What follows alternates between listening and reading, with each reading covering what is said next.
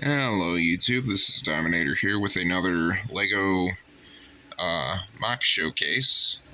This time, it is not a Transformer, but rather showing off my entire collection of Batmobiles. So, yeah, I've built quite a few here, and let's just show them off in order of appearances, starting with the Adam West Batmobile. So this is the 1966 Batmobile. This is not based on the set. I did use some pieces from it, but it is built completely from the ground up. That's why I have this minifigure here, because I did not have the original 60s Batcave set. This is the only Adam West figure I have with yeah, that's good. So yeah, I think I did a pretty good job accurately representing this Batmobile in Lego form. I like the shaping of the hood section here. I know the original set had the wind vane here represented by a grill piece, but I felt that was a little bit too disproportionate for the car, so I just downgraded it to the single stud here. Even though I do not have a Robin to go with it, I crammed all the little details into the interior, as well as the red telephone. Adam West Batman is able to fit inside the car, and he looks pretty good there. So yeah, that's pretty much all there is to say about this Batmobile, so I'll move on to the next one. This is one of my personal favorite Batmobiles, the Michael Keaton Batmobile. This is probably my favorite live-action Batmobile, since I tend to prefer the more comic book aesthetic to the more realistic aesthetic. I really like the fins and how theatrical it looks, and overall I think it's just a very good model, and I'm really excited to see it again in the upcoming Flash movie. I do not have any of the newer, like, Michael Keaton Lego sets, so yeah, but that's okay. I think this looks enough like Michael Keaton. I used this technique with the rounded windshield and the TIE Fighter roof piece. I got that off the Bat Tank set from, I don't know, something with Killer Croc, and I thought that was a really cool way to get a more rounded. I just really like that shape. I thought that worked really well here. I think the back profile looks very good and accurate to the vehicle. Used binocular pieces to represent the extra exhaust pipes there. On the real car, it is supposed to kind of taper towards the back, like start off a bit wider and then sort of squish inwards here and then extend out towards the back. I did not manage to do that because I felt it just kind of broke up the smooth look of this, but instead I put this angled slope here. I feel that combined with this little cutout section here, it kind of tricks your eye into thinking it gets thinner towards the back. Opening this up here, you can see I actually took inspiration from an old Kenner toy, I think it was, because they just, slide the action figures in, they don't connect with anything, and doing that, it's actually a lot easier to fit two figures in. So, yeah. I think this looks very good and very accurate representation of an iconic vehicle. So, moving on to the next one. This is actually the Batmobile used by my favorite version of Batman, the animated series. Feel this Batman just combines everything that works about Batman in general, whether it be the comics, the movies, shows. I just think animated series just did everything perfectly. So this is probably the Batmobile that I put the most effort into. Sorry about all the dust. These were sitting on a shelf for display. I actually managed to work in a full interior like the 60s Batmobile, and I took inspiration from the 60s Lego set just as a fun little play feature.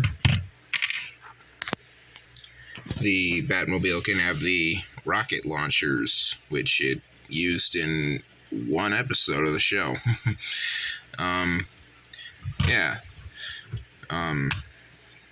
Batman is able to fit inside. I used the Mighty Micros torso because it's very simple, has the right color.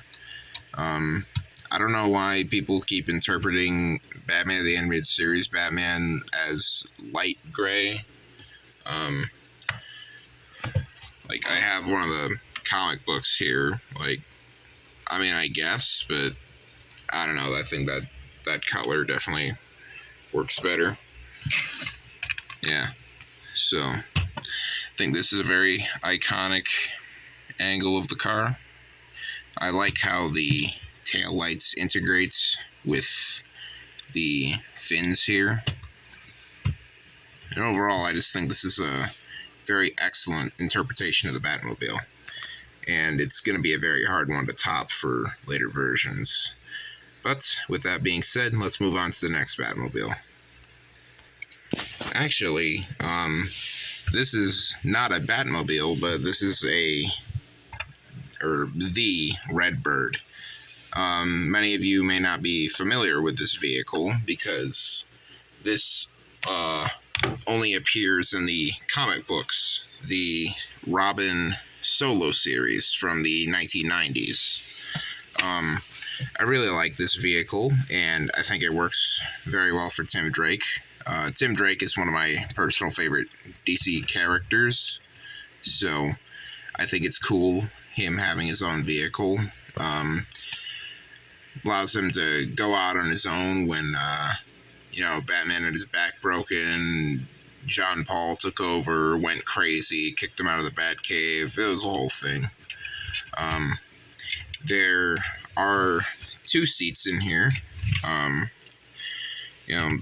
Consoles and everything.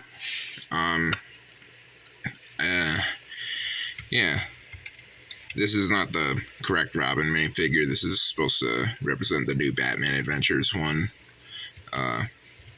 But yeah.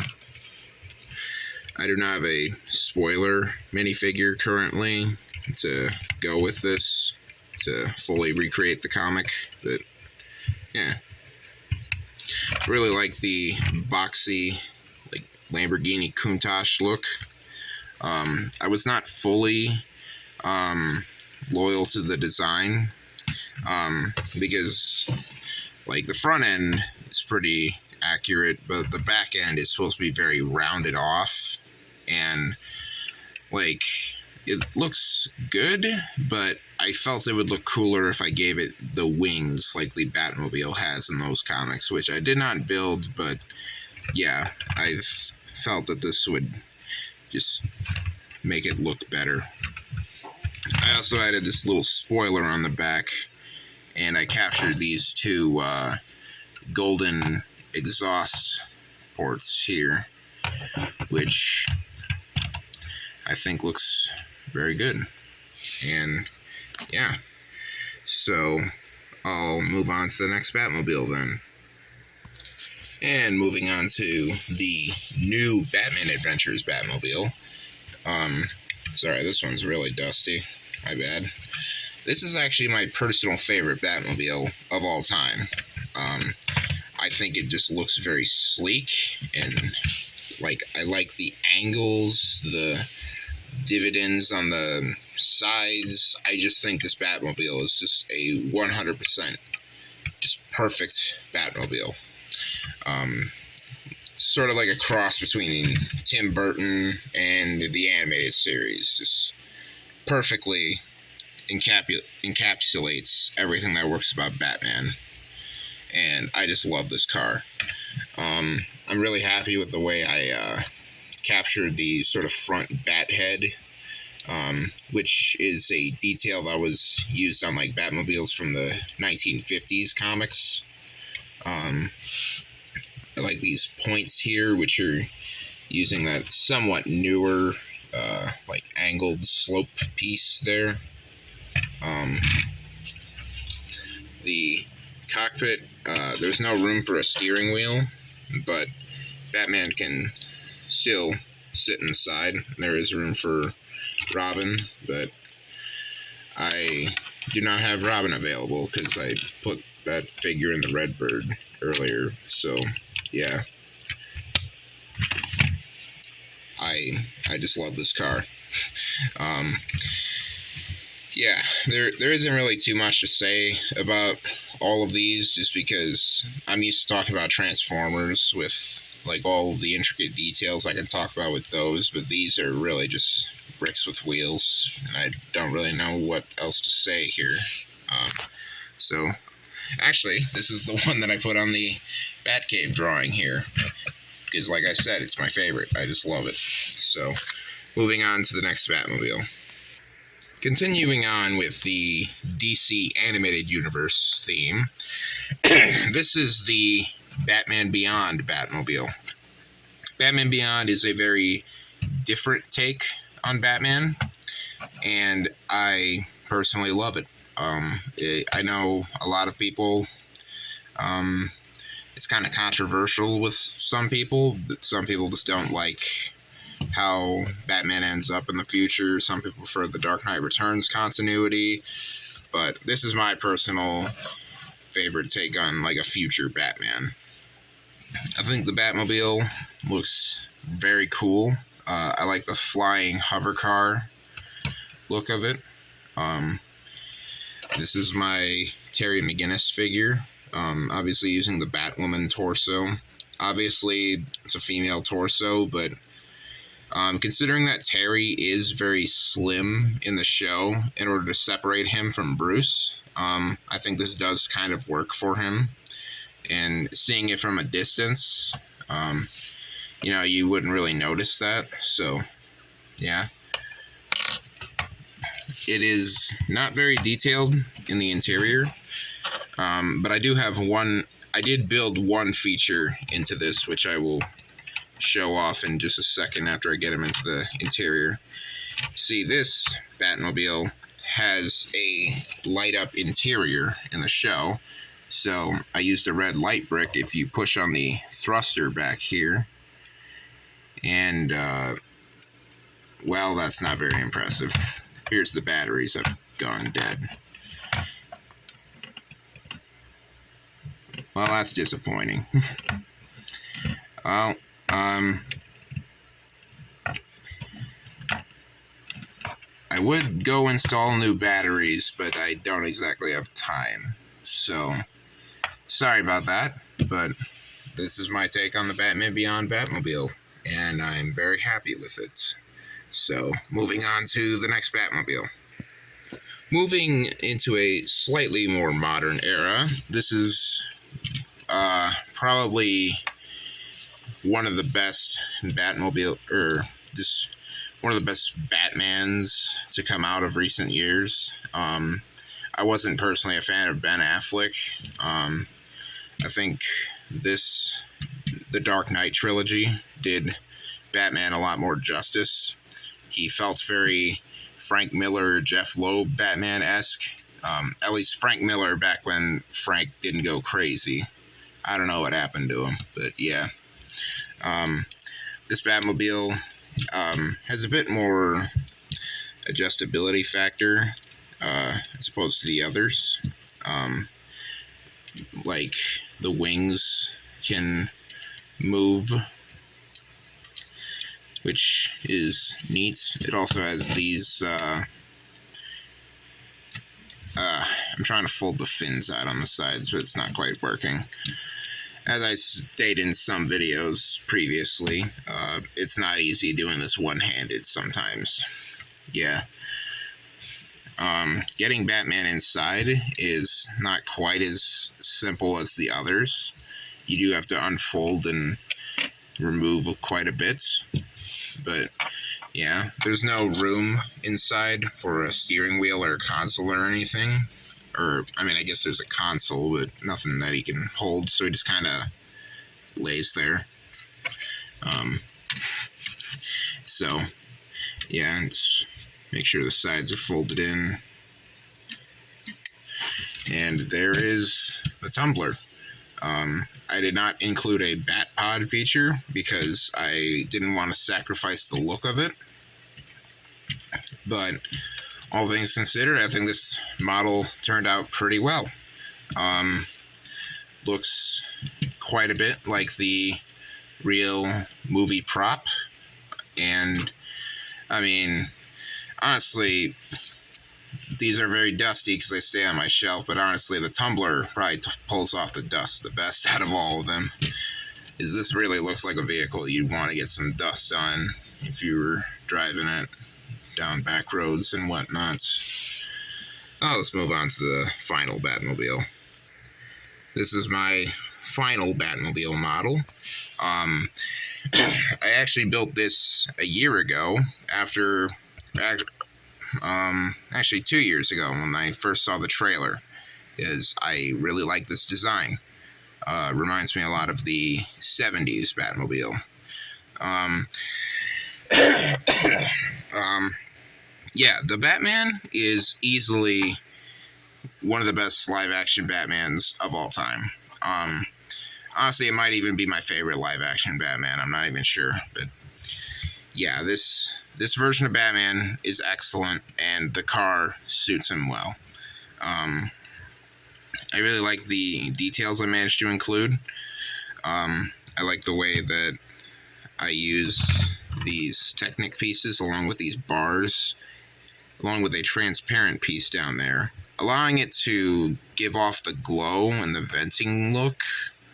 A lot like you see in the film. The front bumper manages to look pretty accurate as well. This is a very iconic angle of the car, and I think I managed to capture that pretty well.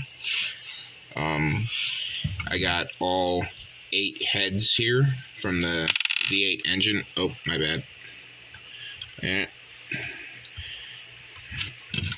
For these bottom supports, I actually used a variety of motorcycle handlebars, old Western pistols, and that blue candle piece, because I wanted to have that blue flame from the second trailer.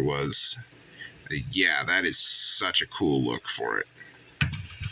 I love this Batmobile.